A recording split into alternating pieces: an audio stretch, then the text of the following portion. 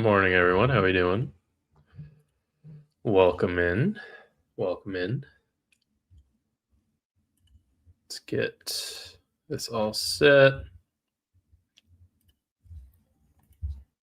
What's going on, Rebo? How you doing?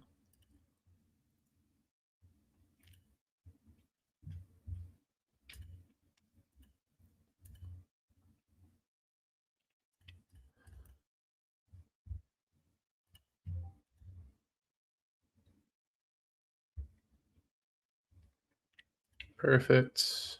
That's all set. Awesome. We got everything all set up. Welcome in, everyone. What's going on, Grandma? How you doing?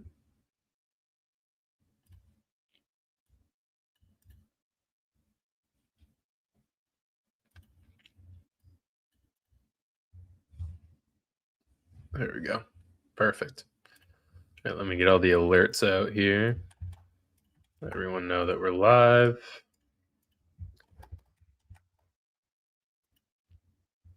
Morning, Rebo. Mahadi, how you doing?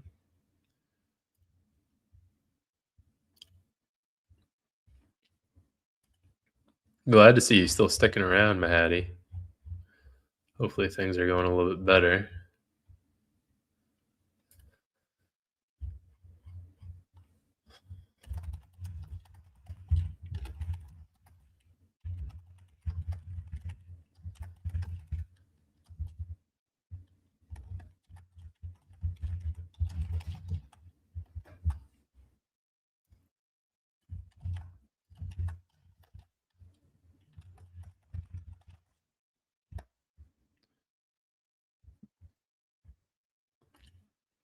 Perfect.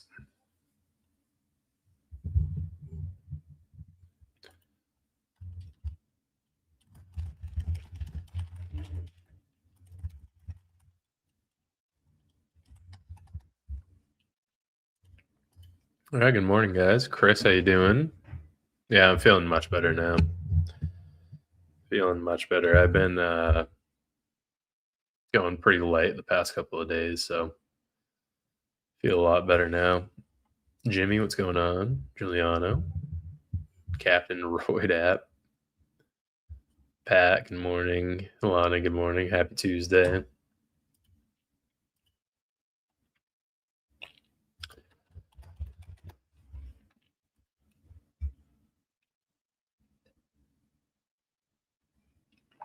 Morning, Bob. Were you able to catch that one last night? Hopefully, I think it's like 11 o'clock your time. That one was. We missed a little bit of it. Missed a little bit of the continuation, sadly, but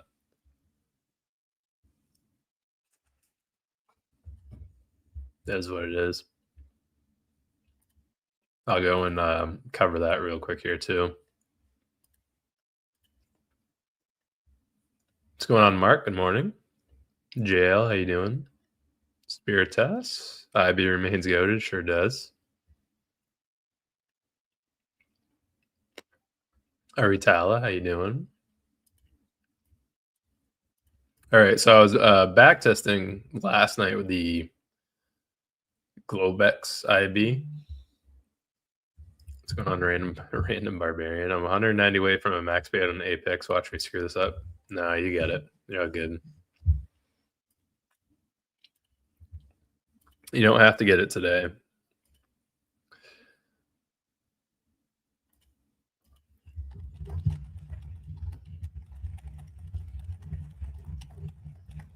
So I have I don't know if Steve's. No, he's not. He's not here yet. I've had a pending payout request for Apex since last Wednesday now. So it's going on 6 days, no response on the payout. And it's not just me either. Steve has had a support ticket open for 11 days and he requested his payout 12 days ago on Apex. 24K payout for him. And mine is just another max payout, but they have not answered at all. Anyway, that's why I've been trading on my funded futures again. I have no desire to give Apex any credibility or any exposure, so that's why I've been on either Lucid, Tradeify, or the most recent one, My Funded Futures. So for Globex IB, because we've been getting so many questions about this one has been doing, they're migrating into their pro accounts. Yeah, they suck. The Globex IB, I'm glad you caught this last night, Bob. This was this was as perfect as it gets. And I'm a little sad that I didn't hold it afterwards, or someone had just knocked me out and I had a stop loss at break even, because we had another 500-point continuation down after that IB broke. So it was a 72-point IB, 68-point IB last night. Held on to the IB low until 8:15, and then whatever news we had went from 140-point drop. I thought that was it for sure, and then I woke up this morning, it was down another 500 points. But anyway, for that Globex IB, and we'll get edgeful up here, I'm having a little difficulty getting the data up, so we'll talk about that on stream tomorrow with Andre. Andre will be joining me on stream tomorrow, and then Thursday, I think James is coming on stream. So we'll have some guests this week. We also have those giveaways for the edgeful accounts, the 5-month plan, 5 1-month giveaways tomorrow. Anyway, so for this data, we're used to trading the New York IB. You use Globex the exact same way. So we had the high form first, 25.11. We had the low form second, 24.943. We wait for an entry at the midpoint, which I got. I thought it was perfect. I don't know what the slippage was. I even had a limit order set. I still got filled 2 points below, or 1.5 points below where my limit order was, which is weird. Anyway, I'm not too picky about that. It was 2 MNQ last night for a 34-point drop with the slippage on both sides, which is, again, ridiculous. Ended up only being 31 points. So that drop correlated to 126 over 2 micros. And again, it's the same exact concept as we use for New York IB. We wait for the lower high to show which direction we're pushing, and then we enter at the midpoint. We enter at 50%. Just to confirm, you're using 6 p.m. to 7 p.m. EST for Globex. Does it work on both ES and NQ? Yeah, I would only use it on 6 to 7 is correct, Maggie. I would only use it on MES and MNQ. If you go over and look at ES, and it happens more often on ES, I think it's something to do with the volume. ES sometimes, so it did it earlier last week as well. ES sometimes breaks the low or the high, and it will cause it to be a loss, even though it didn't end up breaking on MES, and vice versa. I've only taken one false trade on MES from slippage, and that was the one that we were in over here, 0225, where the wick didn't actually end up happening. So MNQ and MES, it works the same. You want them to line up as well. So for MNQ and MES from last night, for example, we had, this was the range last night on both MES and MNQ. It looks pretty much the same, almost identical actually. You had the high form for a 6886. You had the low form at 6870. The reason I didn't take this one last night on MES was because it was 8 points from the midpoint. So it would have been like $60 with 2 MES. So, or $80 with 2 MES, so it wasn't really worth it. But M&Q, same exact concept. You want to make sure they're lining up. If they don't line up, then you're not taking the trade. And that's because it kind of happened on Sunday. No. Right here on 0226. So last Friday when we took that trade, ES was pointing to the downside. M&Q, which is what I'm on right now, is pointing towards the upside. M&Q from last week.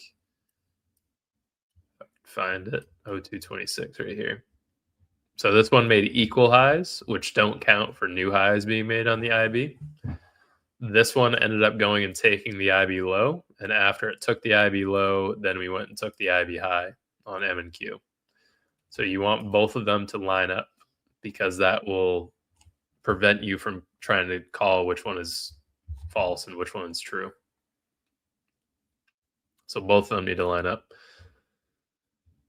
I'm loving these multiple IB plays. If Globex is as reliable as New York, they're going to be my bread and butter plays. So I start getting consistent payouts. I'm not doing anything else. So far, so good. Awesome. Same for you too, Maggie. Glad to hear. Past 6 month stat for Globex would be helpful. Yeah, I'm gonna ask Andre for his help. So what I went over to M&Q for it, and I created the custom range for Globex, but for whatever reason, it doesn't really populate for me, the IB by rejection. So I'm gonna have to have his help tomorrow. Either way, it does. The screenshot that he sent me, these have about the same outcome.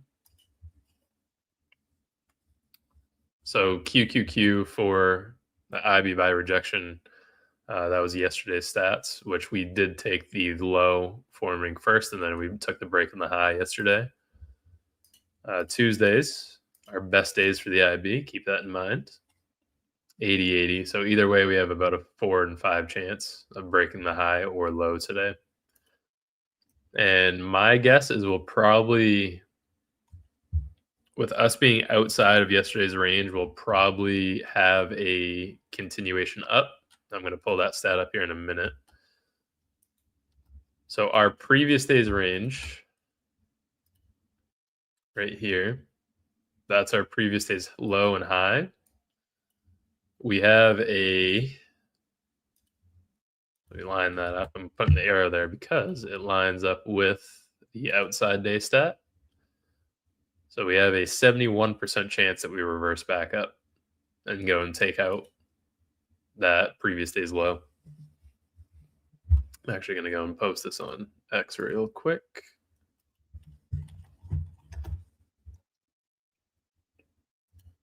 Hopefully it lets me. For whatever reason, my screenshots do not want to work. Damn. Yeah, it does not want to work when I try to take a screenshot. Whatever. I'll get it on my other laptop. I'll give it a minute. Anyway, we have a 71% chance that we reverse back up. So I'm expecting us to go up to 597.95. I'm not even going to bother looking at the gap fill report today. We're down 2%. We have, over the past 6 months, we have a 100% chance that this does not get filled. Yesterday's gap was 1.42, so it was just below that 1.5%. Oh, shoot. My screenshot's working now. Nice.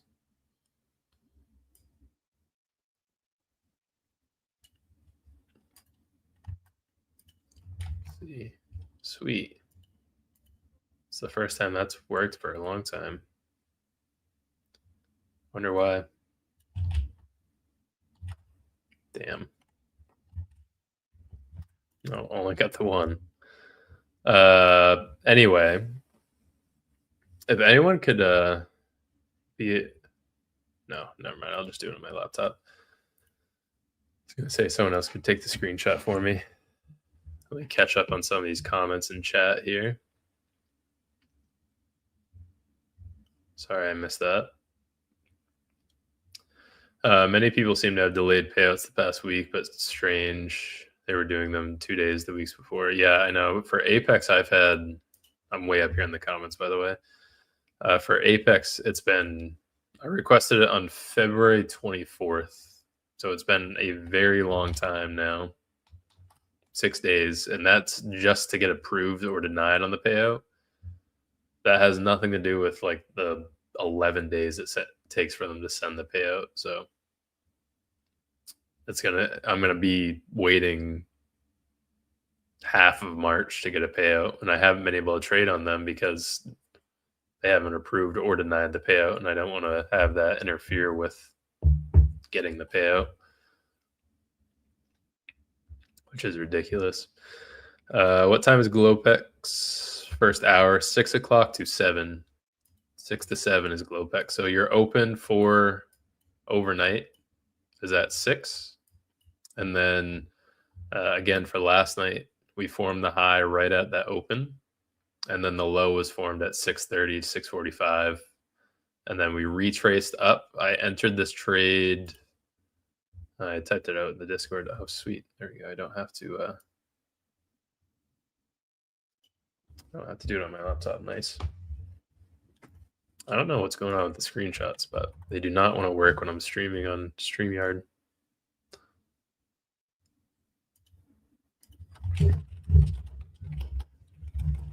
Start your day. Outside days. When price opens. Sorry, I'm going to get this tweet out real quick, then we'll get back into what I was just covering.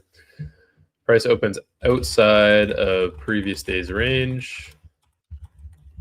Has about a 70% chance of reversing back into previous day's range.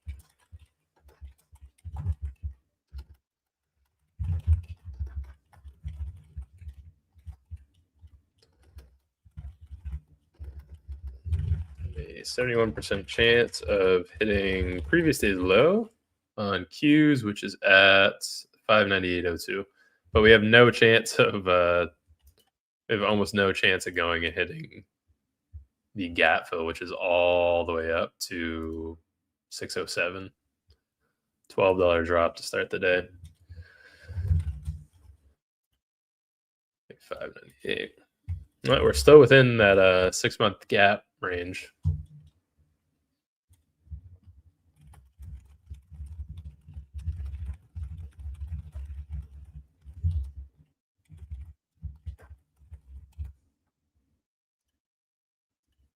Okay. Going back to Globex. So we formed the high right at the opening wick, formed the low at 6:30, 6:45. I took the trade. I typed it out in Discord. So the exact time I took it, I took the trade last night at 6:55. So I did enter a little early. I could have waited. The only reason I entered at 6:55 is because I set a limit order, which again, I don't know why I had the order fill. I had a 1.5 of slippage. So it must have gone and wicked to that 50% midpoint and then came right back down. This trade, what I want to add in from last night, this is pretty cool for this one. This trade immediately flashed up right at 7 o'clock. It went from 24,975 all the way down to 24,950. So it was up 25 points. And then it hit the midpoint again, and then it went down and hit the full TP. And I think I got out at like 712, 713. So it hit the $100 profit on 2 micros, went back up, hit the midpoint, and then went all the way back down. If I was fast enough, I probably could have gotten 2 entries on this, so it could have been a $200 day, but that's fine. We'll just wait for today's IB. Now, what I want to add in as well, I have been sizing up a little bit. So I'm going to do probably 2 MES, maybe 2 MNQ, depending on the size of our range today. We'll see. The reason I'm sizing up is because this strategy has presented itself so incredibly well, and it's been extremely reliable for us to use. So the time for Globex IB is 6 to 7 ET. And then Asia is 8 o'clock to 9 o'clock. I wouldn't really use the Asia IB because it's right with Globex IB. You're kind of adding too many measures right there. For Asia IB, this is what it was last night. You immediately broke to the downside. So this one wouldn't have offered you an entry. Something we could start looking into, which I have no desire to, but last night we saw how strong of a resistance that IB low was. So you could use that as another entry. I would just accept the IB as is. There's no reason to trade outside of it. Yeah, I missed another 400, 500 points last night. There had to have been news that I didn't see that came out. It is what it is. Now we just go and wait for the New York IB. I'm very happy to have 2 trades on the IB now. We get hopefully like 120 to 200 for the Globex one. And then come Asia or New York, sorry, we get another 200 to 300. Obviously, it would have been nice to catch some of the Globex continuation, but is there any statistic that you could have held runners? No, this was a crazy outlier last night. So it's again, it's the same concept as the IB for New York. This is a standard deviation move after the IB is done. So this continuation down that we had, that's one standard deviation right there. Meaning that last night we made probably an 8, maybe even 10 standard. Let's see if I can copy these. Can I duplicate? Nope.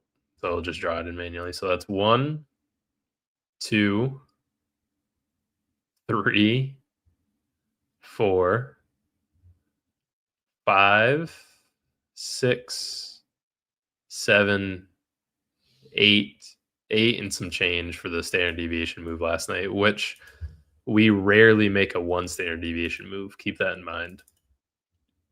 So that move that we had last night, 1, it's off news, but 2, that was 8 standard deviations we made to the downside. There's no way that anyone's going to be catching that unless you have no attachment to the account. You're not managing the trade whatsoever, or if you just happen to fall asleep in a short and get lucky with the move down, no one's catching that entire move. I don't think it would even really be possible to catch that because you're going to be securing it either at 10 before you go to bed, 11 before you go to bed, whatever time frame. No one's going to be catching that whole move down, so I wouldn't worry too much about it. Even Ash, he caught the same IB trade, and he said that he held it to like 24.8. He missed another 400 points to the downside as well. And I don't know why he held it past the IB break. He had some other confluence to it, I'm sure. But very difficult for someone to ride the entire move down. Download snippet. It's something to do with StreamYard that doesn't like me taking screenshots. I don't know why. Can you tell us more about this reversal setup? Yeah, it's that logged me out too. The reversal setup for outside days. I'm catching up on the comments right now. Sorry, guys.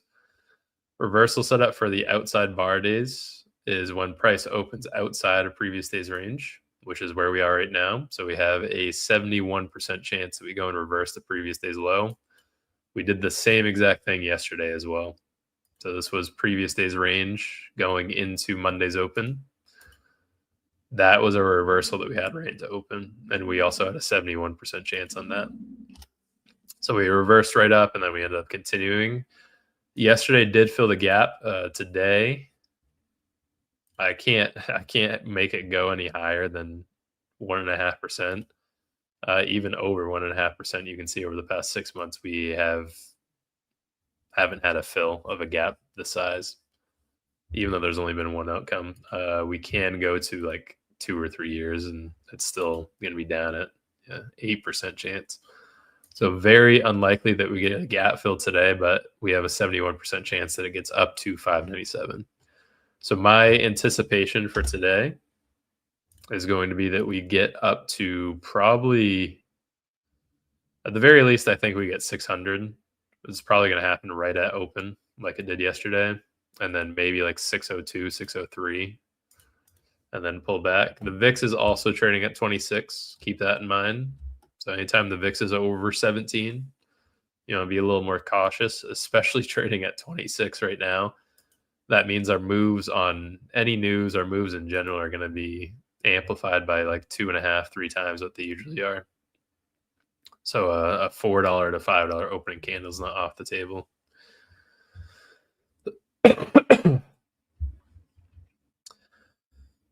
Who is this? Who is what? Who's who? Using the 2.5 hour IB with NQ rejection, 82%, 71% using edgeful. Thank you, Mark. Morning, Pip. How you doing? I do not have a gold strategy, Lion.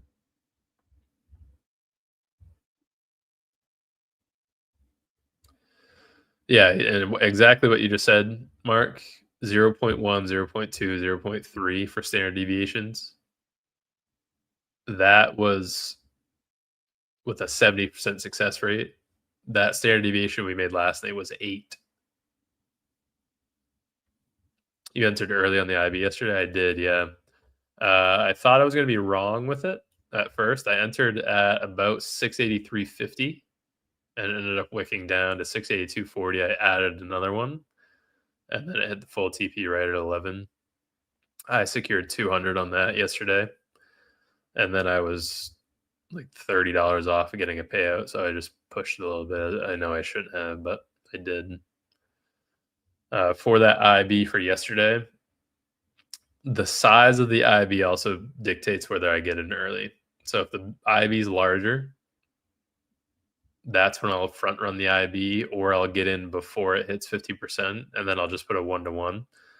I took a little bit from Dan, who uses the 25% as an entry as opposed to the 50. So those 25% levels, which is where we bounced yesterday, 683.40, those ones are kind of valid as well. Same thing on Qs that bounced right at 25% yesterday. So I just put a 1-to-1 when I enter early on those. When I say gap fill, what does that mean? The gap fill that we have right now, we are currently gap down $12 on Qs. So that means we would have to push up $12 to get a gap fill. So we'd have to go from 596 all the way up to yesterday's close at 608. That's the gap fill I'm referring to. Does IB work on YM? It does, yes. I don't trade YM, but it does work on that. You're keeping that previous New York view up on my screen from now on. Two super accurate bounces off that. Yeah, no problem, Journey.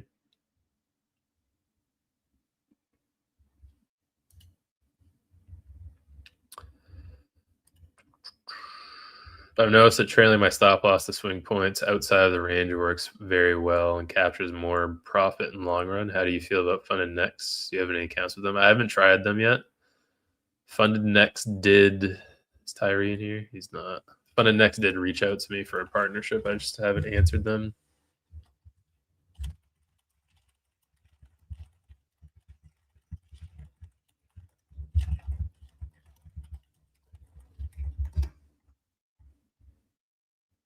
I do want to try Funded next. I know they're kind of expensive though. Sorry, I missed that, Maggie. Have you looked at New York or Globex for gold? I know that the IB doesn't really work on gold. Something to do with it opening 10 minutes before New York, but it also just it doesn't really work in general because of volatility and overall weak movement. Like yesterday, it formed the high first into the low. The only reason I don't like it as much on gold as well is because you're holding through like even with 1 micro. This range from yesterday was $5, so that's about 80 points. So you're holding with 1 micro, you're holding this through $220, $280 in drawdown, and then it goes and hits the full TP. So if you have the risk for it, you could try it, but the IB on gold is a very weak measure, especially like Friday last week. Great example there too. This was a $2, $3 range, so like 50 points, and you're holding it through. It went like 90% of the way to the IB low where you're invalidated. So you're holding it through another $200 in drawdown, probably very close to hitting the stop loss, and that reversed. There's the outside bar filled already. So we already filled our outside day stat right there, 598.01. I'm going to be anticipating up to 600. I think that's a pretty good level for us to get up to right into open. I know that I'm also affiliated with Edgeful, so I do have a little bias using their statistics. What's going on, Cash? How you doing? I do have a little bias with their stats, but you guys can see how accurate the stats are regardless. Like if I hadn't had Edgeful right there and I hadn't had the knowledge of the outside day stat for Qs, I wouldn't have anticipated a move up. I don't know why that just dropped. It was at, it's because I'm on 2 years now. 71%. So we already fulfilled that. That means this should jump up to probably 72, 73 now. But that's our first price target done for the day. IB low form first so far. IB high second. Obviously, it's just the first 2 minutes, but we'll see. At what point is the range size? Do you decide to size up? If the range, I'm trying to stay consistent with 2 micros now, Rob. If the range is like it was yesterday, this range was, I don't know, 400 points on M and Q yesterday. Probably not likely that we get a 200 point reversal down to 602 and then get our entry there and then back up. So I entered early on MES because it was closer to the IB 50, but it was also at 25%. And we had the screener was screaming bullish yesterday. If you partner with them, Zinc, let us know. I have some accounts with them. We'll add. So why not add with your code? Thank you. I am currently affiliated with Lucid, MyFunded Futures, and Tradeify. So if you guys want to use any of those accounts, code Zinc works with them. Lucid's 25K Pro is definitely the best account in the space right now. After that, I would say probably the MyFunded Futures Rapid or the 50K Select for Tradeify or 50K Growth. The growth accounts of Tradeify are probably my favorite, but these 50K Selects, once you get outside of the trailing intraday drawdown, it's really easy to get those payouts rolling. And I'll go and log in just so you guys can see. I got that payout approved and paid yesterday in all less than a minute. So they are, motorcycle. I hate these captchas. Traffic lights. Stupid. That payout got approved and sent to me all within a minute yesterday on MyFunded Futures. I do have some difficulty logging into their platform. That's the only downside, I'd say. Now that we already hit that previous day's low as well, we don't really have much of a draw to the upside. So the development from here will just be natural. Whatever price is doing. We don't have market data this week. I mean, it's not a very bad downside to MyFunded Futures. It's just slow to logging in, sadly. Probably because there's so many other people trying to. We have 3 speakers today, and that's it. 9:55, 10:10, 11:55, but I'll be done before 11:55. And then ISM PMI tomorrow, 9:45, 10. And 2 o'clock Fed Beige Book. And then we should have CPI next week, March 11th. There we go. All right, so I took, should be on here, but I took 2 payouts back-to-back days on these accounts so far. Let's see, load. There we go. So these are all, this was yesterday. It was 590, but with the 90-10 split, it kind of came down to 530. I submitted it at 513, approved, or funds removed, and I got paid out in 8 seconds on Rise, which is faster than Lucid, crazy enough. So it was an 8-second payout last night. I was on the top one. You have to request all of them separately. But these ones are either the 50K Rapids or the 50K Selects with Tradeify. These ones are definitely top 3. And then to go and get another payout, you have to hit 500 profit, and you have to just maintain over the buffer, which I'm already over. And the platform updated yesterday at like 5 o'clock ish. So I got the payout well before Globex started. I didn't have to worry about not being able to trade Globex. Do you tend to build a larger buffer before starting withdrawals? No, I take the profits. I take the payouts as soon as I can. I think that if you try going for more, it's just a little greedy, but you also get a little mental fatigue because you have the payout, and then when you take a loss, you're like, man, if I had just taken the payout, I would have had this much, and then that's how you start a never-ending tilt. Got 70 points on that move up. Now I wait for the IB to trade my fundeds. There you go, Phil.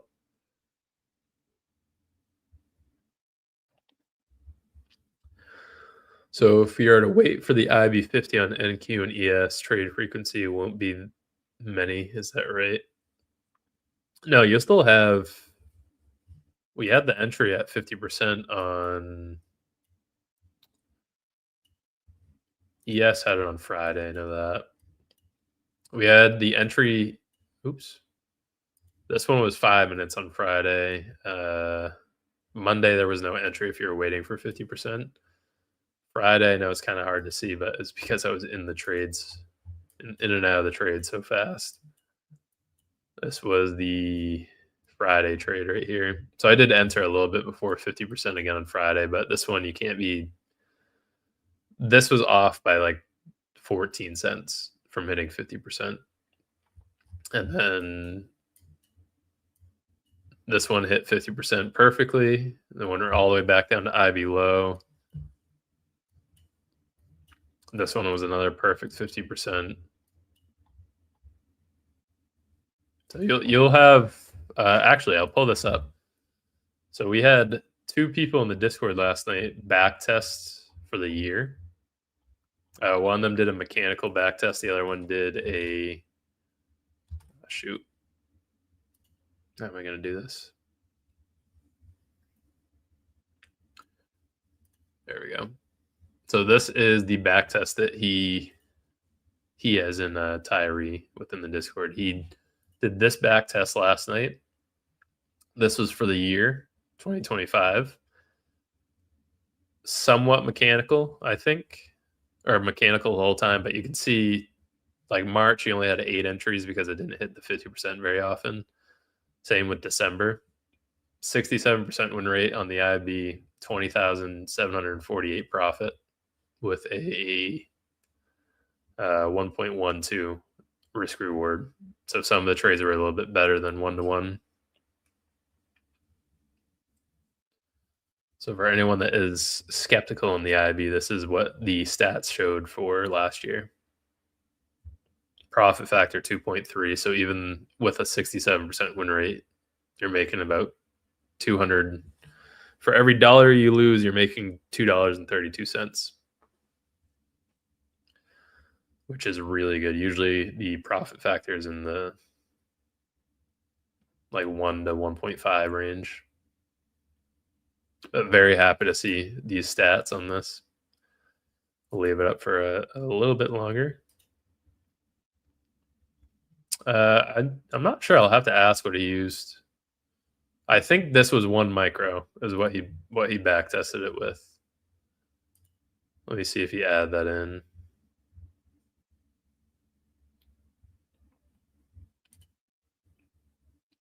Here's more stats on that as well. So he did. I'm assuming this is 1 micro. Let's see if it says contracts anywhere. Maximum consecutive wins 9, maximum consecutive losses 3. So at the absolute worst, it lost 3 days in a row. 6 break-even trades. So 1 micro, average win 313, average loss 279, average trade P&L $56 profit for the entire year. Worst month was September last year, negative 654. Best month was November, 3,782. The IB is very good. A very good strategy. And that's without him adding in the Globex IB. Yeah, if you could, Bob, that'd be great. Backtest the Globex IB for 2025.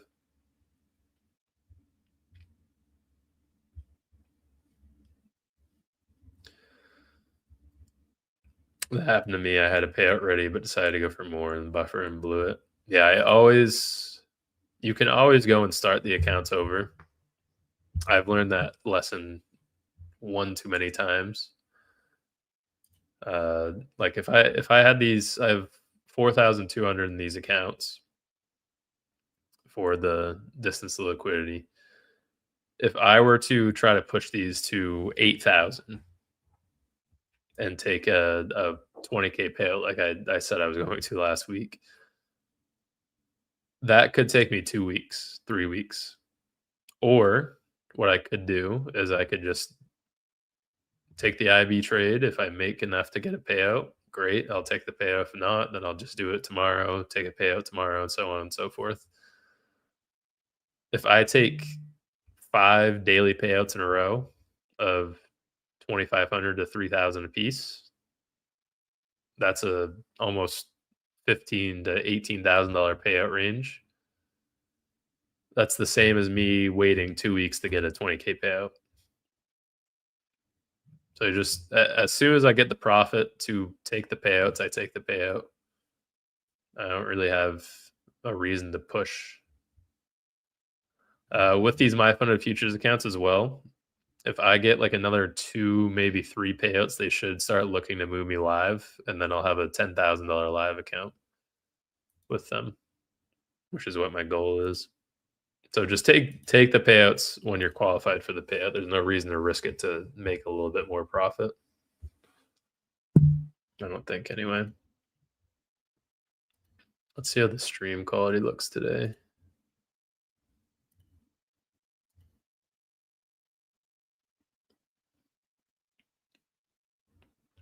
How you feeling? Much better, Rolo? Much better.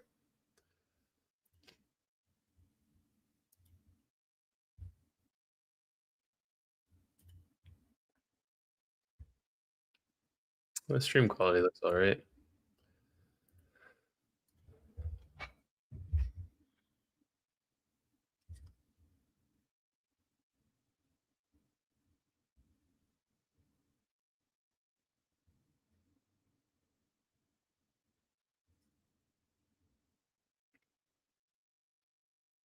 So far, we got them in sync. Let's hope it stays that way. I need layout to boost the server so we have HD streams. Oh, you're talking about SPY and Qs. Silly me.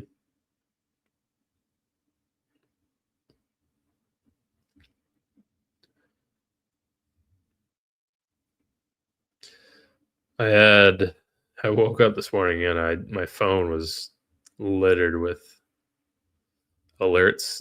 My iOS updated. I had 113 DM requests on Twitter. All came flooding in at the same time. I hadn't gone through my request folder on Twitter for a while. It all just came blowing in.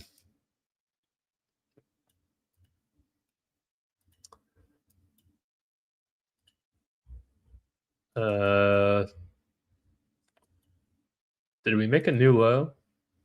Yeah, we did. Something else I might add in as well for today. So we could have an IB trade today. We'll see. There's plenty of time left. When we have a crazy large move, I don't know what there was for news last night. For the most part, I saw that it just grinded down. It wasn't like an explosive move to the downside. when we have a crazy large move like this, price usually takes a day to correct or consolidate. So I don't think we're going to V-shape back up. I think we're probably going to stay right here for most of the day. We might stay below 600 and just kind of pitter out for the day. So not a very large IB range to trade, but we could just have a weak move, weak-ish move.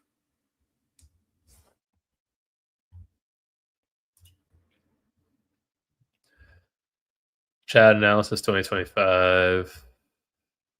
Here are the IB stats. Here are the IB results. 111 total trades, win rate 57%, profit factor 135. Still really good. Max consecutive wins 6, max consecutive losses 5, and that's only entering at 50% with no. So that's the mechanical approach for 2025. You still have a profit factor of 135. It's really good.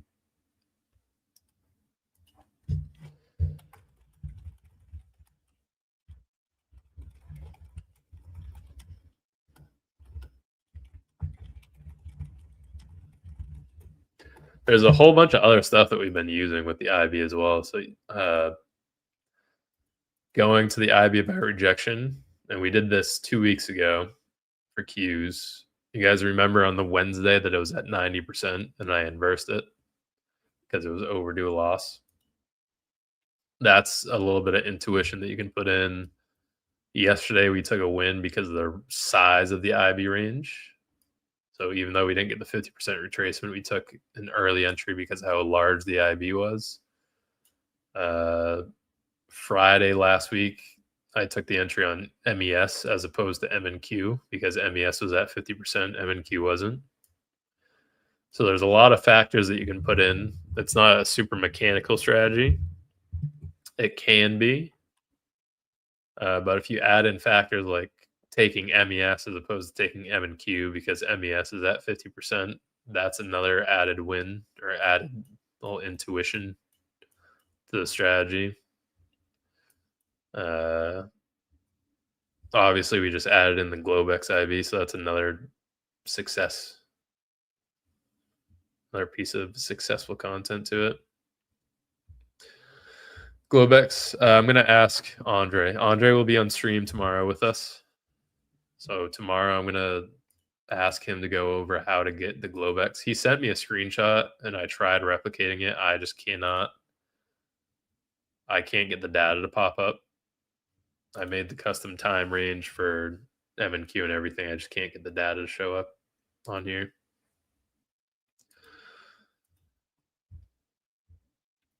How long did it take you to pass the Trade 550K Select? Those ones you have to pass in 3 days minimum. I think it took me like a week just because I was being kind of stupid on them. Large moves overnight usually has a consolidating New York AM session. Yes. Yeah, I don't think we're going to get that much of a continuation. The range of the IB right now, as well as it's like 70 points from the midpoint. Overall range is 140, I think. That's our high and low right there. So our high is at 660 and our low is 489. It's a little bit more. It's a 160 point range. Just about 170 points. It's a pretty small range after coming off a 500 point continuation after the IB broke last night. Form the IB low, IB high form first, IB low form second. So we're going to be targeting the low. These stats are equal for today. So either way, we're going to have a 4 and 5 chance of going to target that level.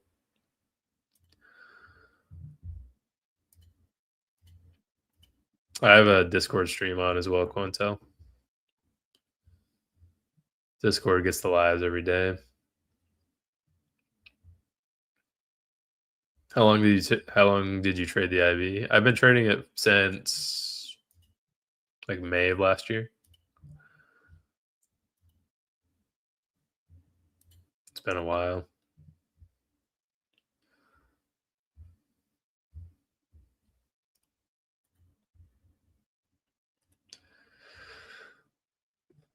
Does it work for London Open? I think so. I don't. Today is a pretty bad example to go and look, Rolo, but I believe it works for London Open. Let's see. Hold on, I need to. What time is London Open? London session open. I think it's 3:30.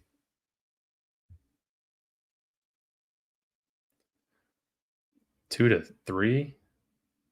Someone in here's got to know what time's London Open. I need help. Globex is 6 to 7. Yes, 3 to 4. Thank you, Rain. That's what I thought. I don't know why that was saying 2 to 3. 3 to 4. 3 to 4. Thank you. Thank you. All right, so 3 o'clock. Yeah, this one definitely did not work.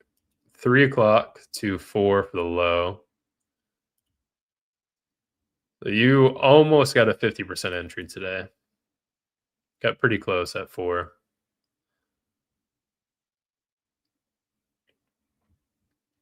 Maybe MES.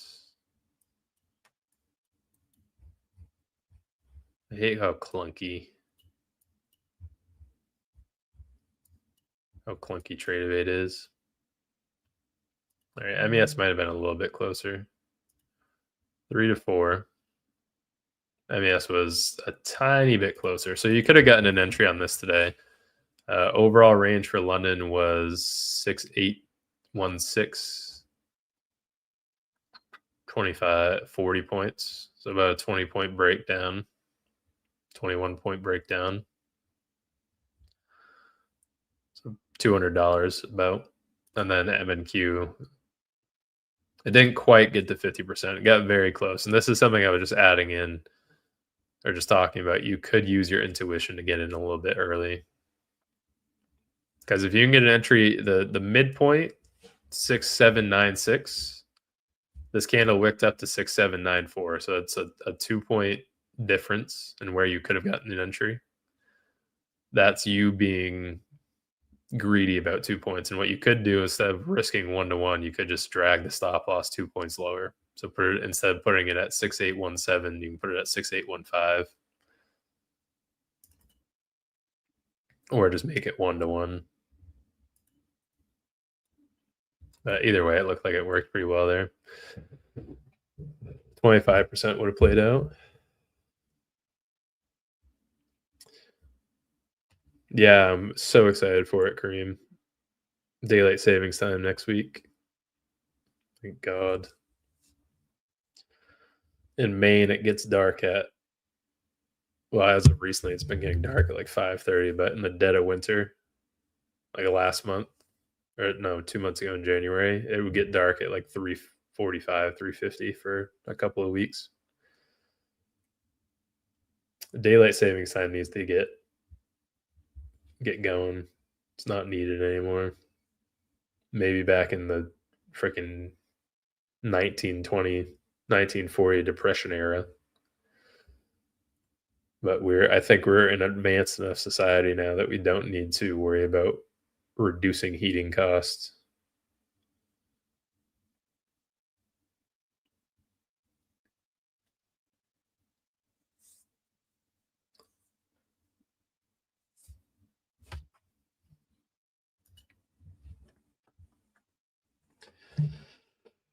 What's going on, Turret buddy? How you doing?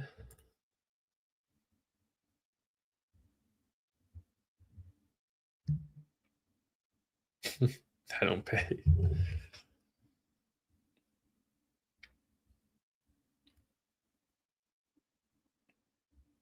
Does anyone know why daylight savings time is a thing?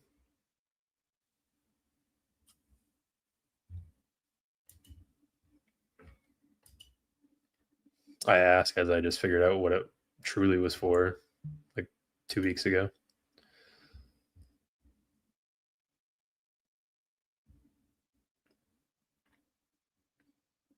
Farmers, incorrect. Well, that could be correct, but The reason that I read it, it's not for farmers. I always thought it was for farmers too. Fuel. The SR2, which I had no idea this is something that people do. The reason that they reduced or integrated daylight savings time is because it reduced the cost to heat your house during World War II. So while people are at their house, homeschooled, or yeah, World War One, World War Two, one of the two. I was halfway there. During daylight savings hours, people are home or awake for whatever time frame, so they heat their house while they're awake, and then when they go to sleep, they stop heating their house. And they just sleep with blankets on. So daylight savings time was integrated to save money on heating.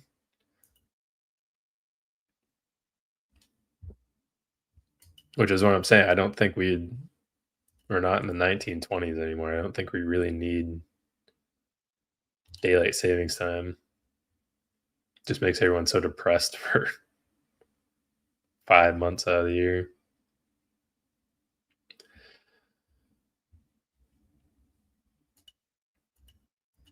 Yeah, Pat. I'm also streaming on the Edgeful YouTube. So some of the chats might be from Edgeful, some of them might be from mine. And then I also have the Discord stream going.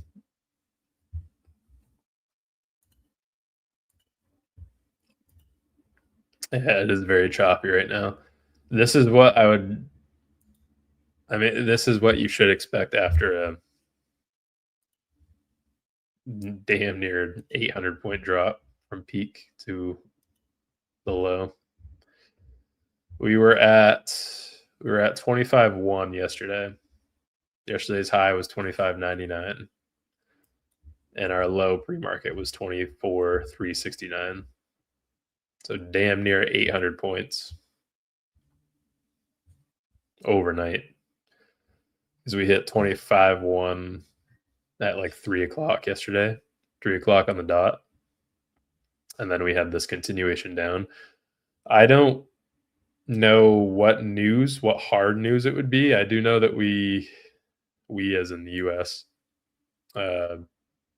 struck Iran's parliament yesterday or last night.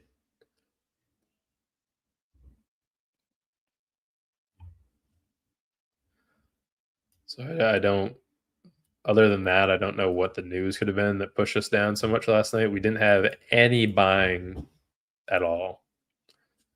We had 5 green candles on the 15-minute time frame since Asia opened yesterday,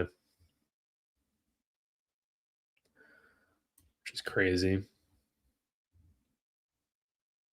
We don't have any 10 o'clock news today, do we? No speakers at 10? Unless it's Wednesday and my sickness made me sleep through a whole day, but I'm pretty sure it's Tuesday. So what's this move up at 10? What is this? Probably don't need that arrow there anymore. We don't have a draw up to 600. I just wanted to see 600. Our only draw was previous day's low, which we hit immediately at the open. This looks like it's probably going to be a pretty hands-off day, though.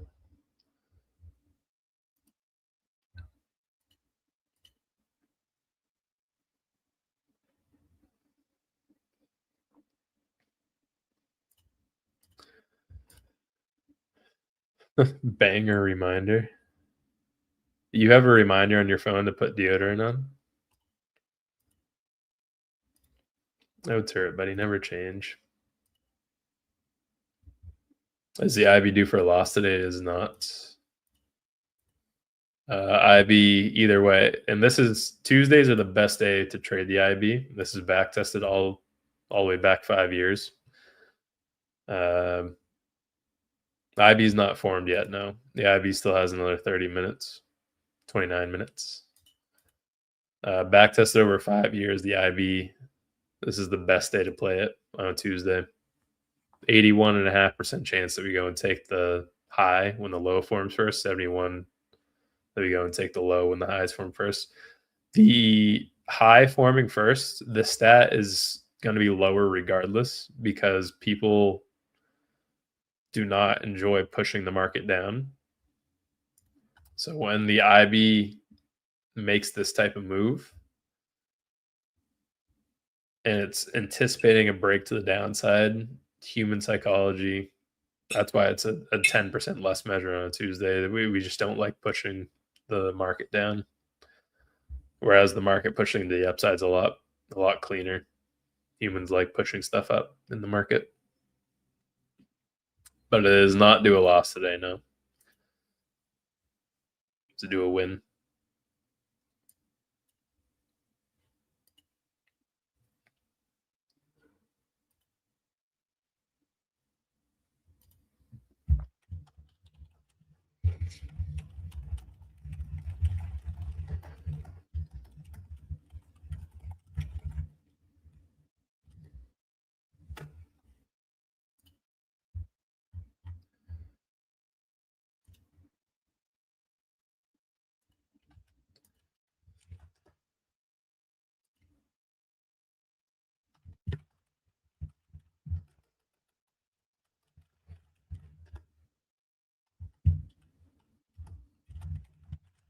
Has anyone else in here had issues with their Apex payouts? Steve's finally in here now. Steve, you're on. You can unmute and say it if you want to, but you're on day 11, right? Or day 12? With no response. Your payouts.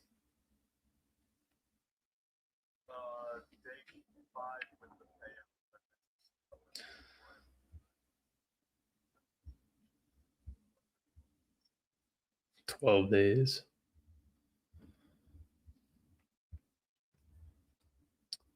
Bob said we should have got our 50% retracement, but we may have to wait a while for TB to hit one of those days, all fares as possible. Yeah, this is pretty rough for a Tuesday. Tuesdays are usually a lot better than this.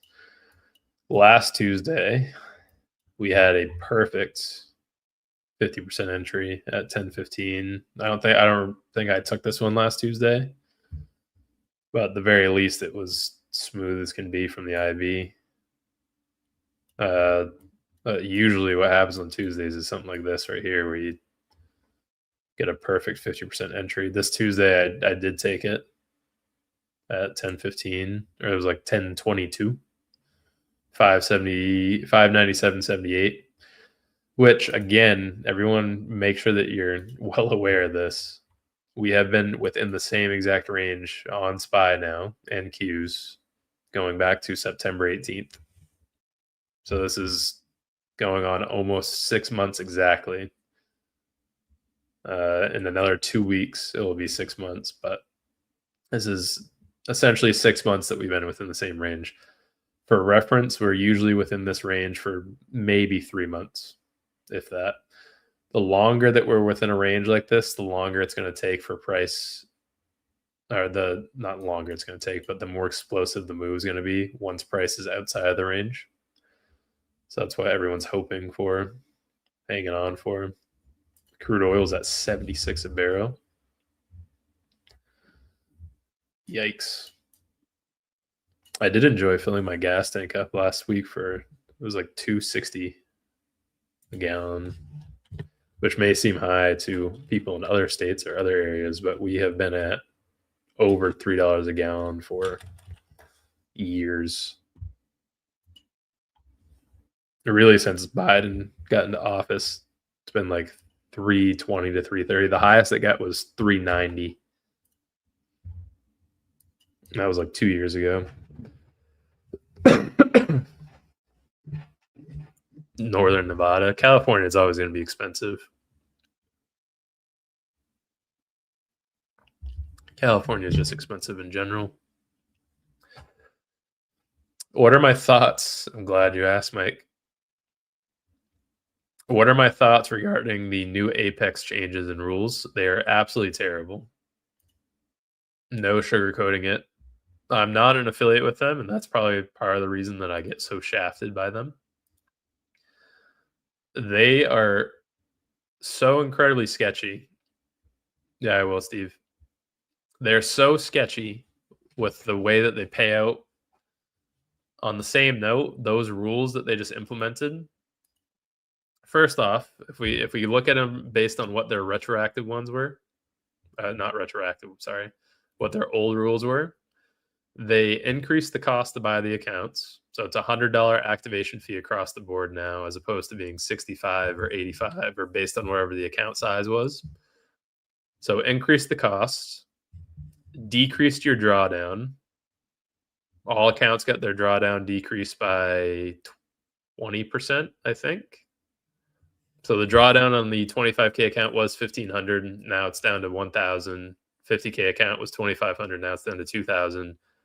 100K account was 4,500, 3,500. I didn't look too much past the 25K and 50Ks, but decreased the drawdown.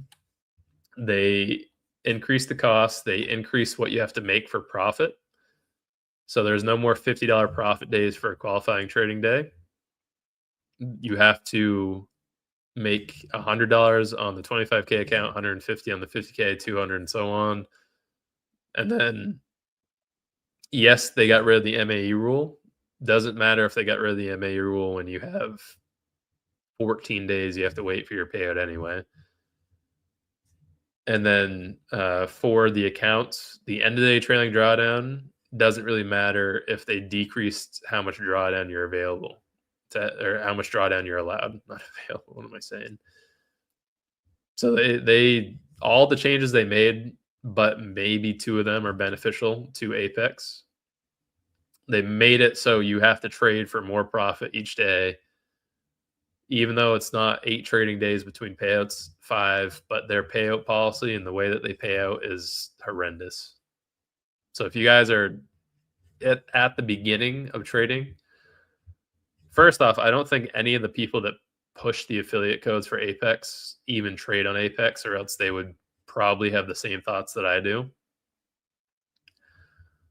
There's no reason to be trading on Apex unless you're trading all 20 accounts. And even then, it took me 2.5 months to get a max payout with Apex. Maybe I'm just not that good of a trader.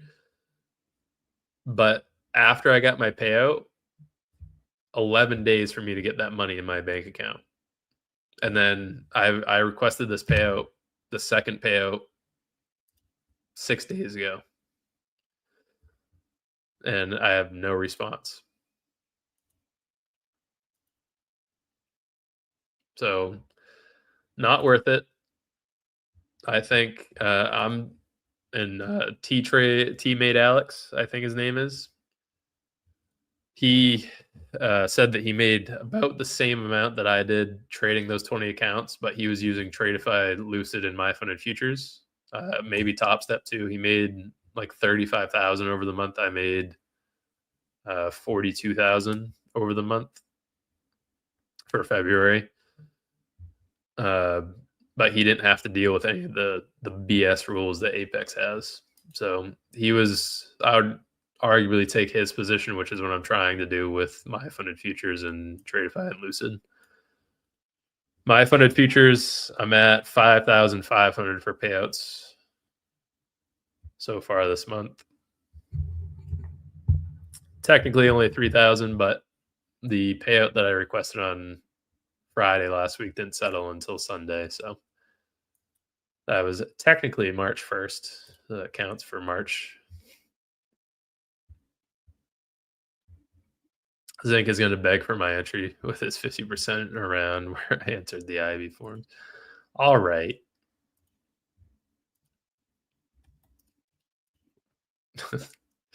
Why you going to bully me, man?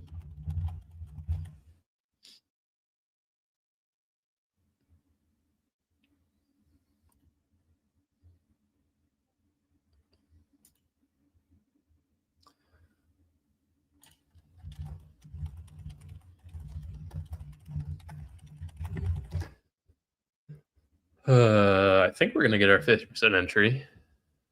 Hopefully, 1 minute. We have 4 minutes until we can maybe start looking for it. I don't really like taking the entries super early when the range is small like this. We can definitely go in with at least 1 micro on M and Q. Well, obviously we couldn't go any less than 1 micro on M and Q. The range that we're going to be looking for is 100 points. So we could go in with 2 M and Q. I'd rather keep it with 1 M and Q because it's $200 for the full TP. Could definitely go in with 2 MES though if we get up to 50%. MES's range hopefully is like 20 points from the midpoint. MES is a lot more relaxed in a trade, I will add. So it is from the midpoint, if we get lucky enough, 766 down to 738, 28 points.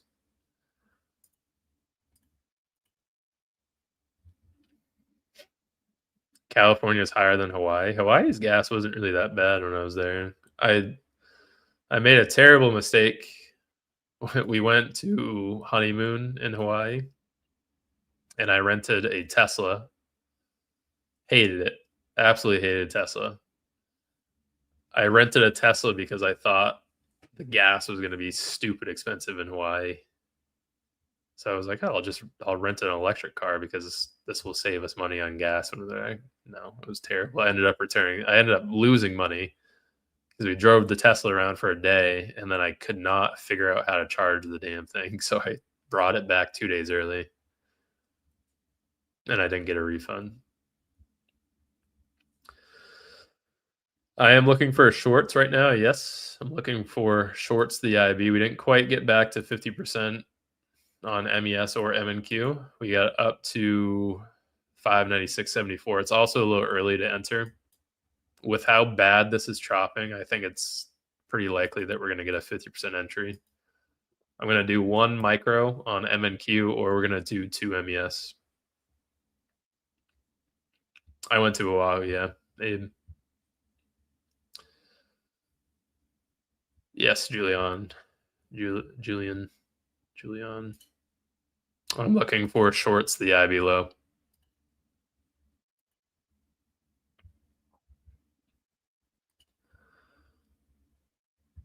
The IB is a very small range. $150 profit in day 2 with a 2K drawdown, so they're similar to others.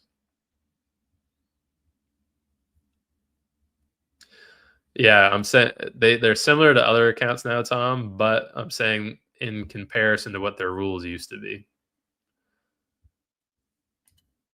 So 150 profit for a 50K account as opposed to $50 profit with 25K not 25K drawdown, 2,500 in drawdown.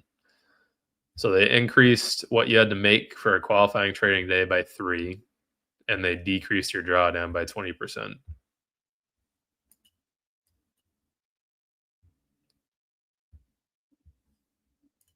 I would say it's a small range, KP. What am I saying? KB.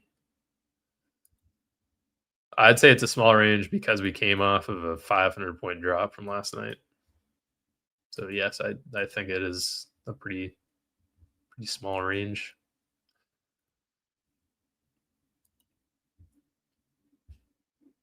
But did they improve the payout, or still will need to wait 2 weeks? I don't think they've improved the payout speed.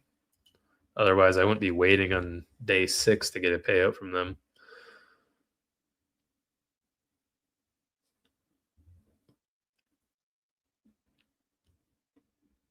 In comparison, yes. Which firm do you recommend for newer traders? I think Lucid's the best. They're one of the only firms that has a one-time payment. So if you are interested in non-monthly recurring payments, you don't want to rush getting your payout, Lucid's the best firm to go and choose. I think the 25K Pro, especially with the changes they just made, you can get a $1,500 payout on your second round. So you could You can spend $350 in 2 payouts. You'll have 12,500 back. 2 max payouts anyway. That's for 5 accounts. $75 per account for the Lucid 25K Pros. And then after Lucid, I think I'm going to say my funded futures and then Tradeify because of the payout speed. I got the payout last night in, as I just showed, 8 seconds. And breakout days are 60% plus. It reverses to 25%. Yeah, I don't look for the continuation afterwards. I don't look for the IB by rejection or by retracement either. So like yesterday, it did retrace 25% of the IB and then broke again. I don't really care about that stat. I'm only playing the IB break itself, which kind of stinks that we couldn't get that retracement all the way up. It was looking pretty good right there. I use Tradeivate for everything, Julian.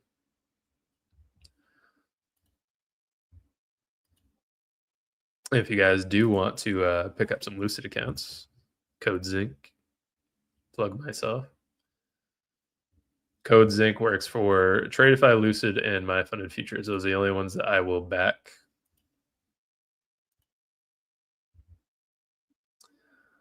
Please tell Andre to add IB50 report before break. Well, we've been working on it. It's difficult. The best that they have is the over or under 50% metric. It's difficult to add in stats for after the IB's formed, and then was the chance that it retraces up to 50% and then continues down. I do EB, yeah. Should be linked in the bio of my Twitter. I'm a little disappointed with the lack of entry. I mean, hindsight, we could have chased that at 10-12, but it is a pretty tight range, and that would have been 18 minutes early to getting the IB.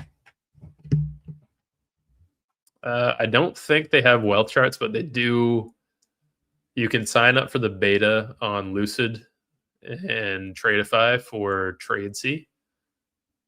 It has a built-in copier for both Tradeify and Lucid that you can trade all 10 of the accounts that you get with Tradeify and Lucid. So you can copy trade all 10 of them on that one platform. It is still in beta. I don't know how long it's going to be in beta for, but it's like a built-in version of the trade copier or trade copier.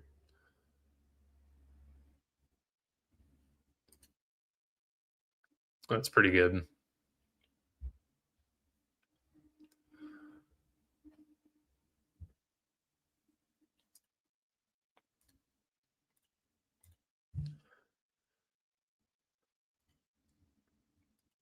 I think once they have that finalized, it should finally put the nail in the coffin for Top Step.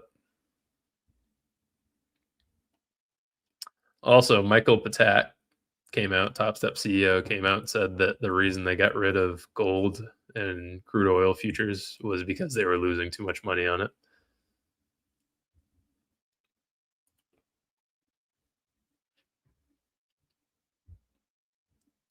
In his exact words, he said they were losing their ass on gold and precious metal futures. Kind of funny.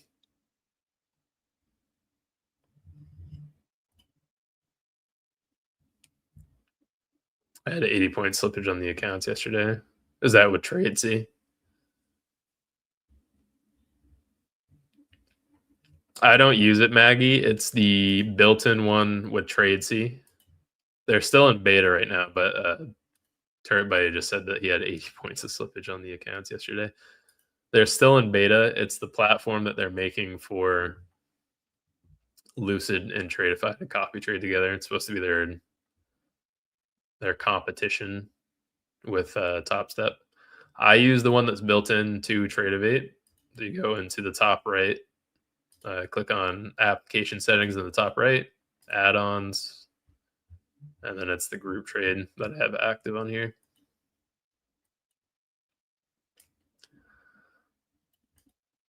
All right, our range is not so small now.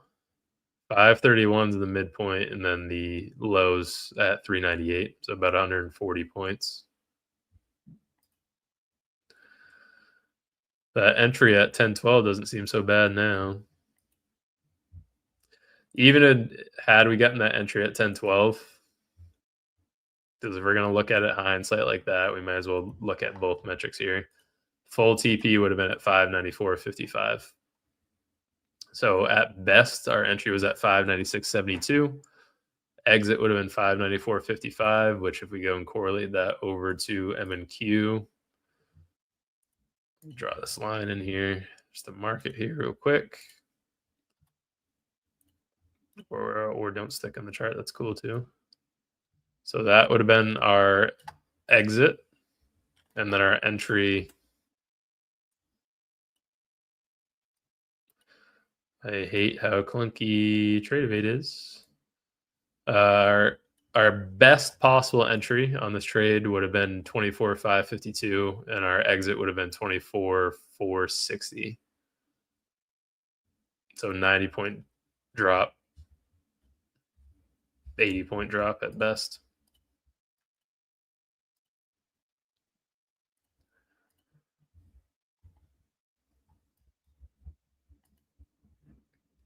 How close are you to another payout, KP?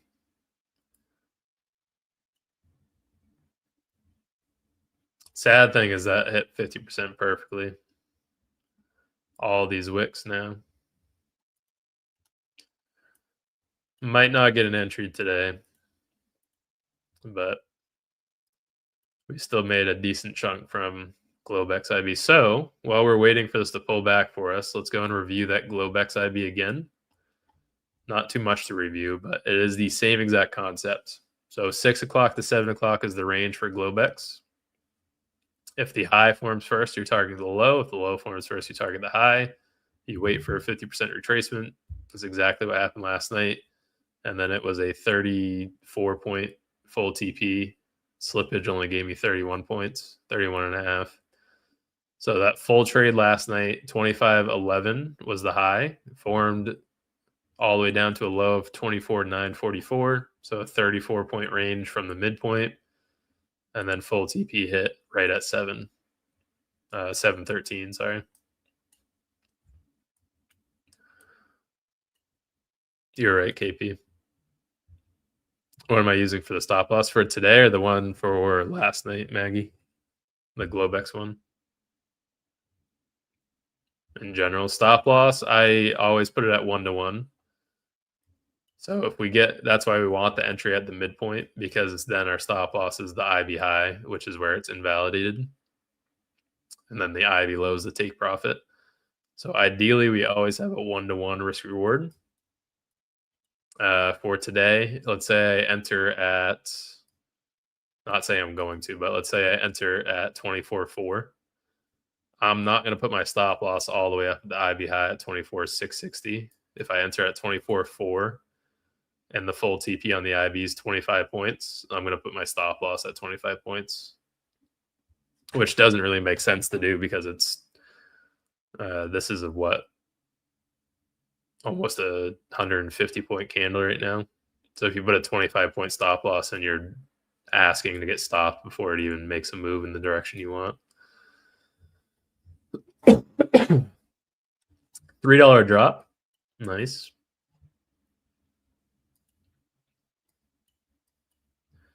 Range is getting nice and big now. We also just took out our London low. We should have a bounce from here at least. If we get the 50% entry today, I will be over the moon. I don't think we're going to, but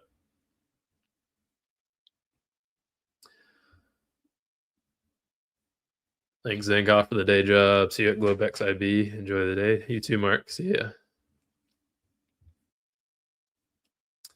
Why is IB 50 so important? Because that's where you get your best possible 1-to-1 risk reward entry. The reason the 50% is where I look to get all my entries, obviously sometimes we don't, but if you are putting a stop loss in that is underneath where the opposing side of the IB is, that's where the invalidation of the IB is. So 24,661 is where the IB for today is invalidated. If I enter all the way down at 24.4, like I just said, my invalidation should be 24,661, which is a 260 point drop or stop loss. That means that I'm risking 260 points to make maybe 40 points. And the reason that that's the invalidation is because it says right here, for the initial balance breakout, 77% of the time you're going to have one side of that IB break. 17% you're going to have two, and 4% you're going to have no break. So we're using the IB by rejection to tell us which side to go and target. Great, we're targeting the low for today. If it goes and breaks the high, that's the IB done for the day. And that means that's the invalidation of our IB trade. That's why you don't want to go and enter.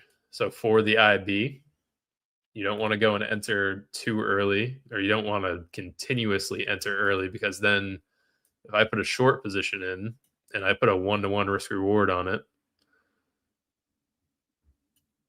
still a decent trade. It's a 1-to-1 risk reward, but what happens if it goes and stops me out at 595? Does that mean the IB is invalidated for the day? No. The IB is still valid because it hasn't gone and taken the upside. It also hasn't gone and broken the downside. So I got stopped out before the trade was truly invalid. That's why you put the stop loss at the IB high. But then if you do that, you're risking 0.3. Your risk reward is 0.3. You're risking $5 to the upside to make $1.60 to the downside. So you want your entry ideally to be at 50% of the IB. And then if you don't get the entry, I'm not going to go and enter the IB and do something like this for today, because that, even though it's a 1-to-1 risk reward, the VIX is trading at 26. Moves are volatile. I mean, there's a 10-15 candle right now that's moved down $3.40. Hindsight, yeah, we should have entered at that 10-12 pivot, because that would have given us our best possible entry. 10-12 is way over 50% of the IB now. But if you remember when we went to the replay mode here, let's start new. Once it loads. So that 10-12 candle almost got to 50% of the IB. That was what our IB was looking like right there. So yes, hindsight, we could have gotten a very good entry.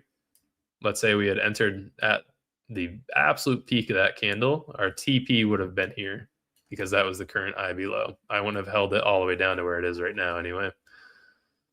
And then play it forward. We would have had our full TP hit, and then we would have been just as salty because it would have missed that entire move to the downside. So that's why you can't, everyone's a perfect hindsight trader, but you can't be too picky like that, or try to call it perfect like that. VIX is at 28 currently. Yeah, sorry, I forgot I have it delayed. 26.44 with a 15-minute delay. Which way would you target when news candles that create IB high and low is the same 1 to 5 minute candle? Then you go down to the 1 minute time frame and you locate which one formed the high. I mean, it's pretty easy today to tell which high or low formed first. Exactly what I was just saying right there. So this is a decent pullback, right? This popped up from where the IB low is. This popped up now 50 points. So we could take the entry right here, but then what's our risk? Do we put a 1-to-1 in with 50-point risk reward? Could be a little greedy and take the entry early. I'd rather wait for it to pull back up a little bit. Not because I don't think it's going to drop, but because of the volatility. This candle can just as easily push up another 50 points and then drop to our IB low. Now that it's at 70 points, it's looking a little bit better. If it goes up to like 80, 90, 100, then The higher it goes, the better off we are. Is what I'm getting at. SPY is also looking pretty damn good for our entry if we can get a bit more of a push up.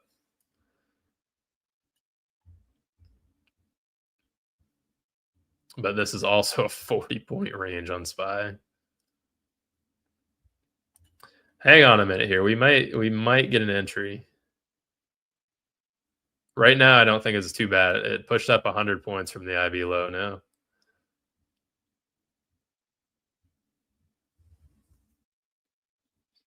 You mentioned that sometimes the IB is overdue for a loss. How do you decide if it's overdue or just looking at the edgeful report? If this was showing like 95%, then I probably wouldn't take it. You can also go down to the table on edgeful.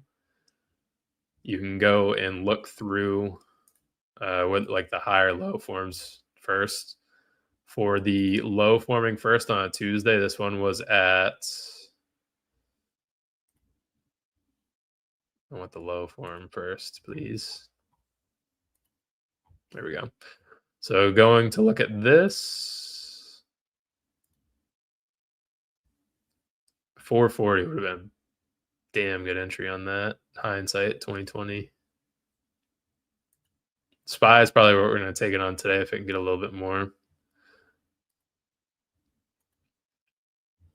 But I mean, that was perfect right there. Perfect representation of what I was just saying. If we had entered at 24.4, and let's say we put a 1-to-1 risk reward on that, 50 points down, 50 points up, we would have just been 10 points away from our stop loss.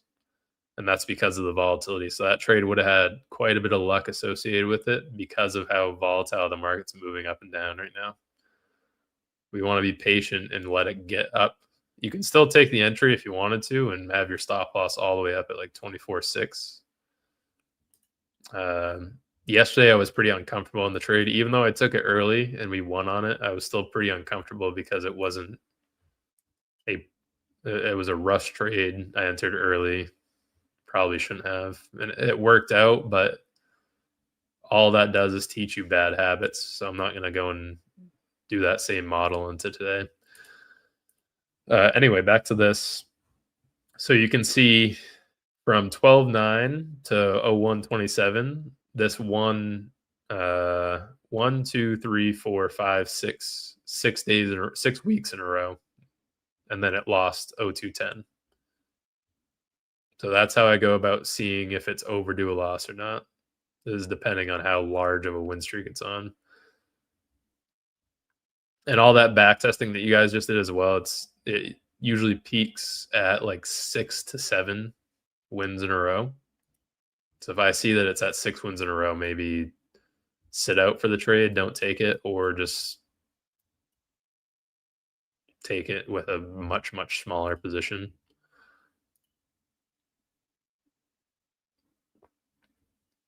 Why you gotta do that, KP?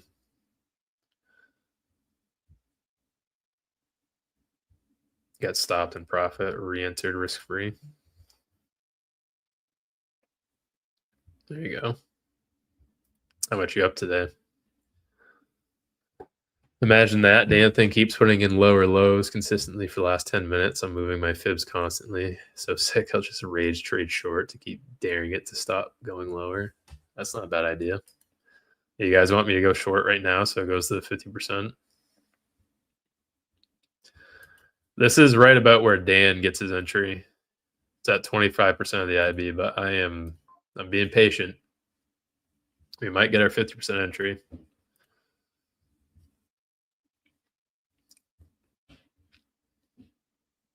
What do you see for streaks for losses? Doesn't usually go on that large of a losing streak. So just looking at this chart for Tuesdays, this was one loss, 0210. The last time it lost was 1101. So 0210 for a Tuesday. The last loss before that was 3 months ago. And then before that was 0217 for the high forming first. But for the past 15 Tuesdays, I think that's 15, 13, it's had 2 losses when the lows form first, which is crazy.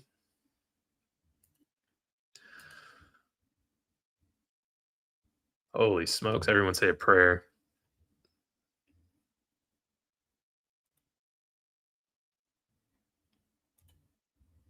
I can't believe this thing's bouncing like it is. Keep going. A little bit more. I'm going to go in with 1 probably. I'm going to be a little risky. I'm going to do one M and Q short. And I'm going to put a 100-point stop on this. So short 1 M and Q. It is early to the IB 50, but I don't think it's going to get all the way up. I was saying I didn't want to get the entry at like 24.4 or even lower than that. But with a 100-point risk reward, I think that's fine. Short 1 M and Q at, what was the entry? 24,450. 100-point stop loss, 100-point take profit.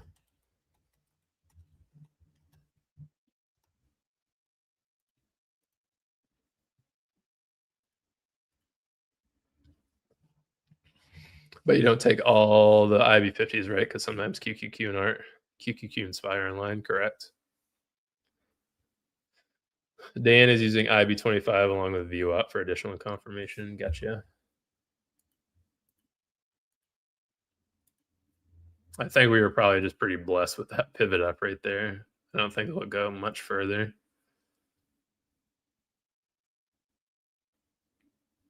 Up 45 right now. I'm going to probably try to trail the stop up pretty quick because we did enter early.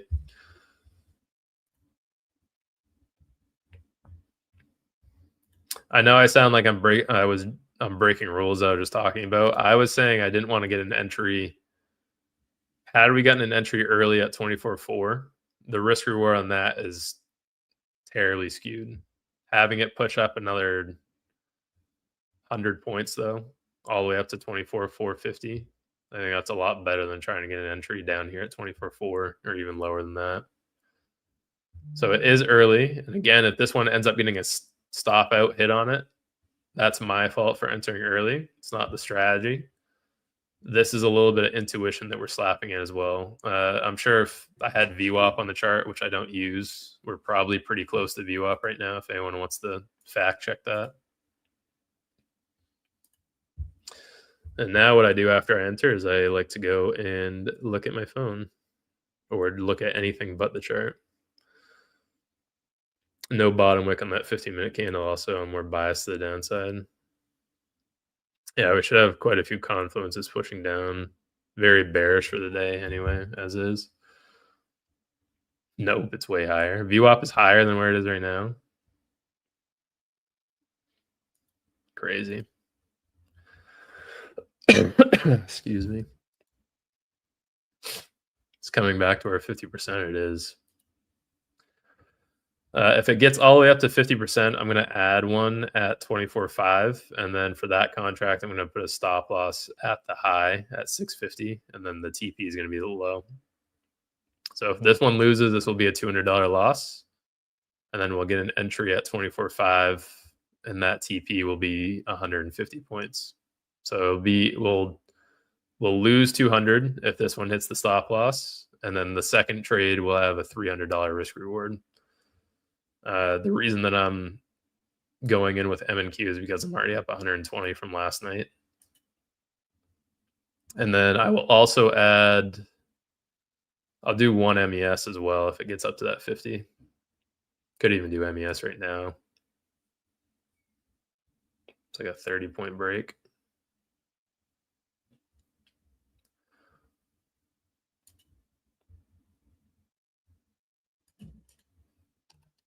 Don't need that arrow on there. 500 has large liquidity on NQ. 24.5. Where is that level? Yeah, that's right at 50% of the IB.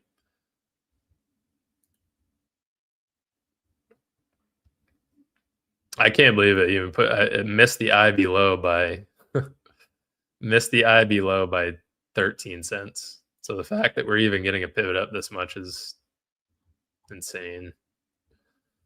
after barely missing the IB low. I don't think it's going to reverse the IB high. If it does, then whatever.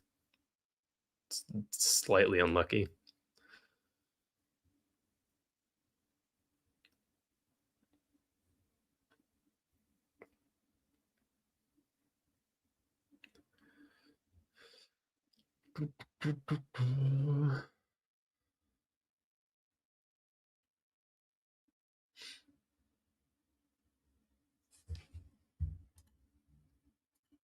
There we go, back up 40 now.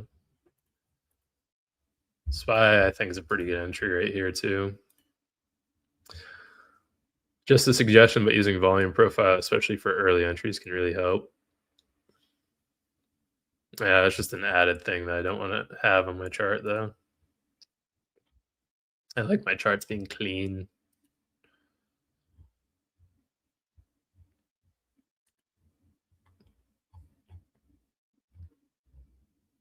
If this one ends up losing, just notice that I am also comfortable with the loss that's on the position. If I lose $200, then I'll be down $80 on the day from last night's IB. Up 75 right now. Almost just hit 50 points, I think. What was the low of that? At about 40 points green. So $80.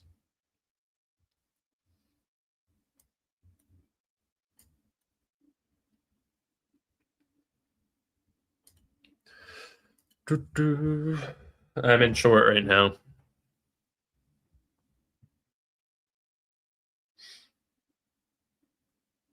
Bitcoin's honestly doing pretty good for all this downside that we have.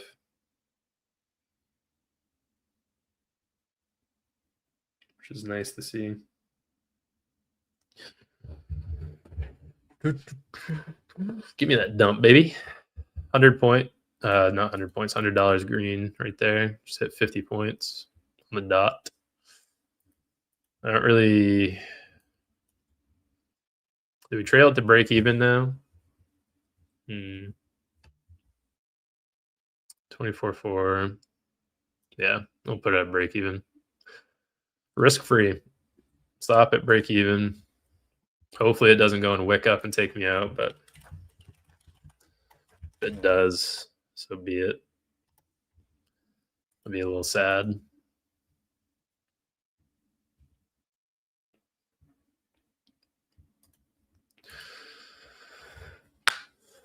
Add. This looks good. I never add.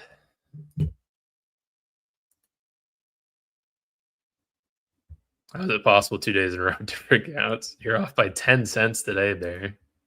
You beat yesterday's record. That's so unfortunate. No! Don't do it to me. Don't do it to me. That's why I don't add right there. Because if I had added, I probably would have put the stop at break even. Then I would have definitely been out. I'm going to be a little upset if this stops me at break even. Because I probably should have just secured the 100. And this is why I like entering the trade and not watching what's going on. Where's my little fidget? I just read the comments. Where's everyone tuning in to? Tuning into the stream from today? Drop it in chat. Just give me the low. I might have trailed the stop a little too soon as well, but it was up 50 points. Kind of wish I had added on MES, because that ad would have been another 10 points profit on that. It's going to stop me out. You bitch. Damn it. If it gets up to the 24.5, then I'll definitely re-enter. That stinks. London, Texas. Oh, what's going on, Rotherby? Chile, Illinois. IA. That's not Illinois, is it?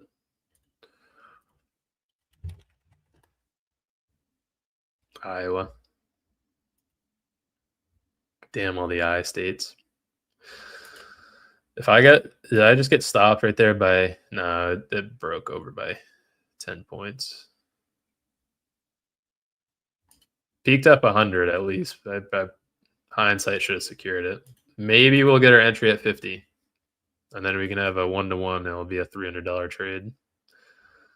If this goes to full TP now, I'm going to cry.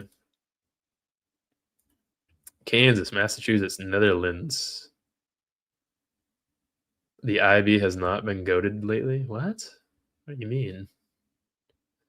Alabama, Puerto Rico, Alberta, Canada, London, Orlando, London again, Texas, Portugal, Chattanooga, the west coast of Canada, Singapore, Asia. I don't know what you're talking about. IB's been fine. IB's been doing great. Florida, Orlando, Florida. A lot of people from Florida. Amsterdam. No one from Maine. Quebec, Canada. That's close. There you go, Bear. Fixed it. 10 cents does suck. That's very unlucky. Man. That one hurts.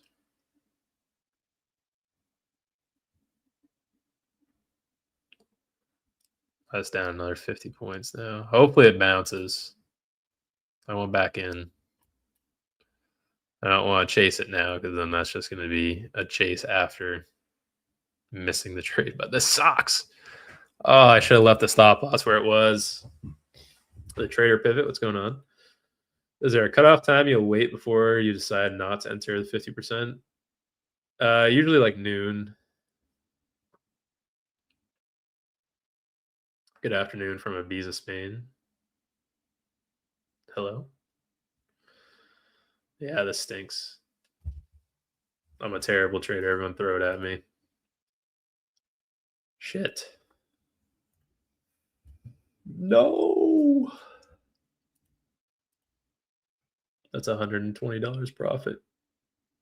I missed.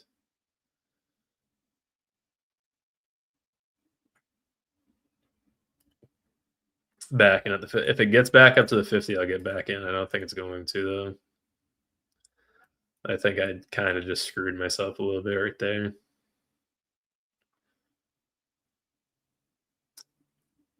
Maybe if it gets back up to 24,450, I might chase it again. Son of a bitch.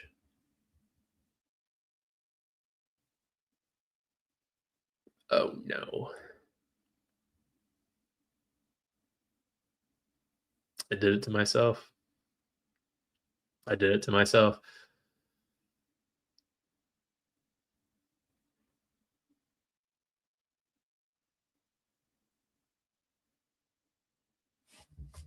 Oh no. I had it. It was in my hands. It's a $200 trade in my hands. It's gonna go hit full TP. This should be a great lesson, and I should have listened to myself there. Do you guys see why even having 50-point stops? And this all comes back to talking about entering at 24.4. It was a 50-point risk reward on that trade. Had we had a 50-point stop and entered down at 24.4, that's a $100 loss for no reason. I just took probably what's going to be a $200 trade off the table because I moved the stop up. It was up 110. I moved the stop to break even. I ended up getting ticked out for 750 profit because it wicked up 50 points, which it's not something that should happen typically, but it just did. And that's because the volatility is so high. So I kind of just screwed myself there by putting the stop at break even. Or at the very least, I should have secured it at 100, half the profit target. Is what it is. Things happen. Trading isn't perfect. I wish it was. The worst thing that I can go and do now is try to chase it down to the short side now. So if I enter shorts at 24.4 and put a 50-point stop, 50-point reward on it, then I would have almost just gotten stopped there right there at 24.440 again. It's not over yet. It's not over yet. We might get our entry. We might get back in. Please let me back in. Please. I'll be so nice to you.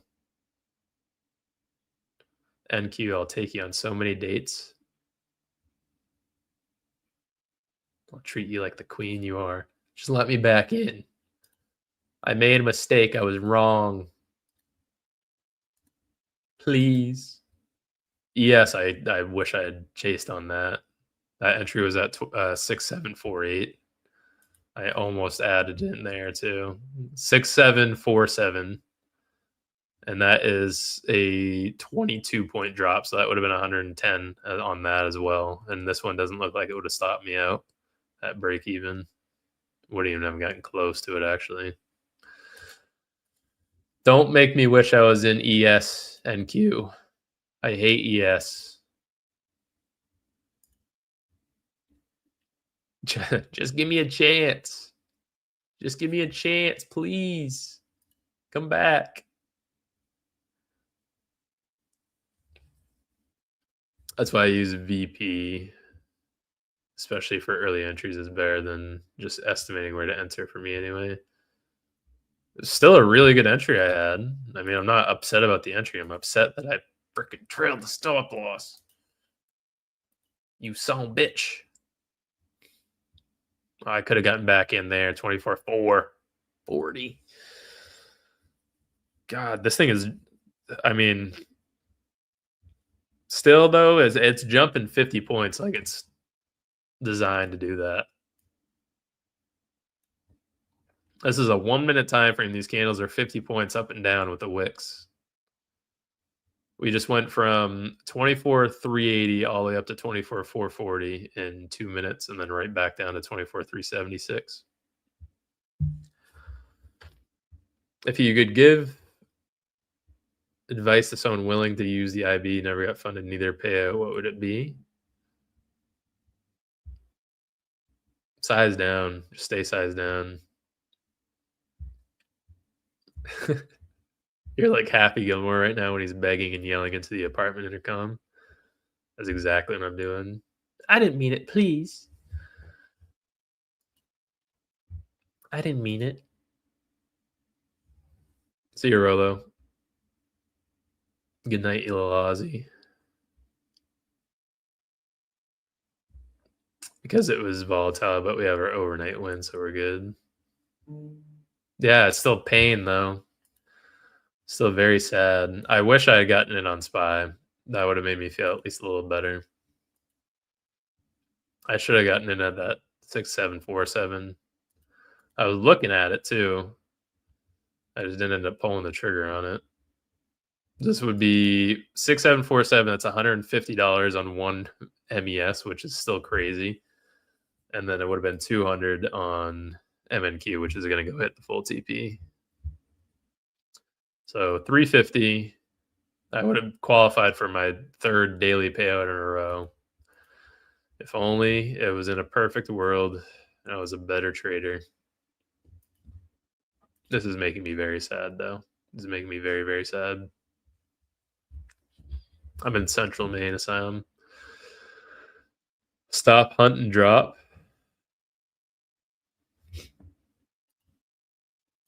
Please. Please. Push. Please. I beg you. Go a little bit higher. Make some inversion failed rally gap or something. Push it up a little bit. Every time I'm so close to the payout, the market just wants to tease me. The volatility is not to be messed with. Oh! No! I could have gotten it again. That one would have only been 160. That's an 80-point drop to the downside. How'd you gather the 20 accounts you worked on each one to rise up the buffer? Those ones I just traded very slowly for 2 months. Those accounts I was very, very slow to trade.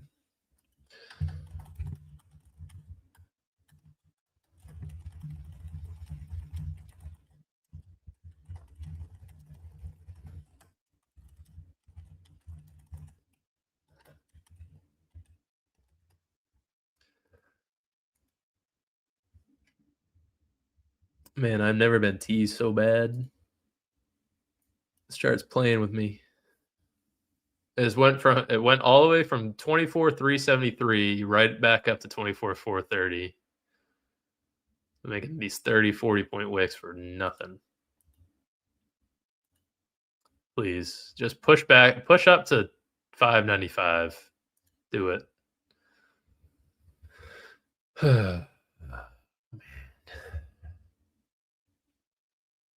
We're mere mortals, not have been granted that payout through, so good on you for it.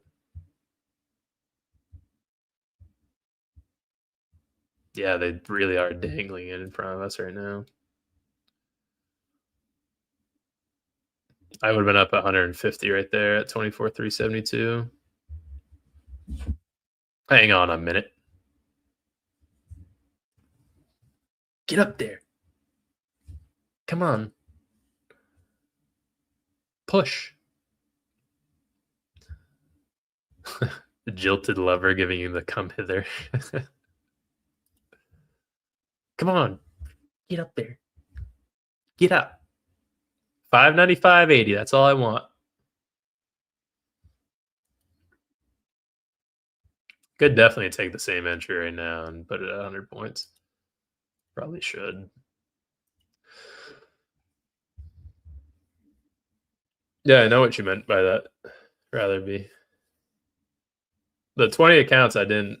I'm blowing on my screen. It should help. Yeah, everyone blowing your screen right now should push it up. The 20 accounts, you're asking how I built the buffer on it? Or how long it took to build the buffer? How'd you gather the 20 accounts you worked on each one to rise up? I copy traded all of them together. Oh, man, I want to enter again.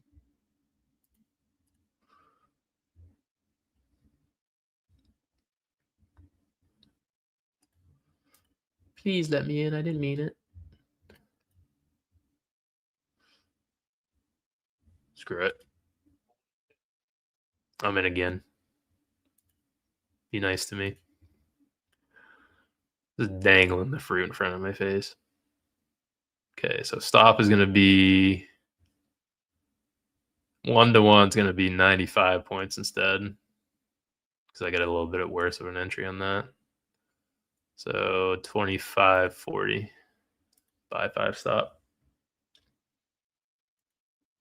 If SPY pushes up a little bit more, I'll try it again.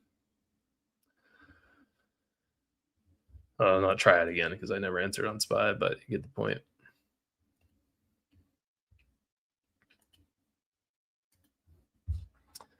I was thinking of you the whole time. If this one gets me, I'll be a little sad. Because then it's going to go to 50% and everything's going to be fine. It's okay. It'll work out. Leo says it's going to go higher.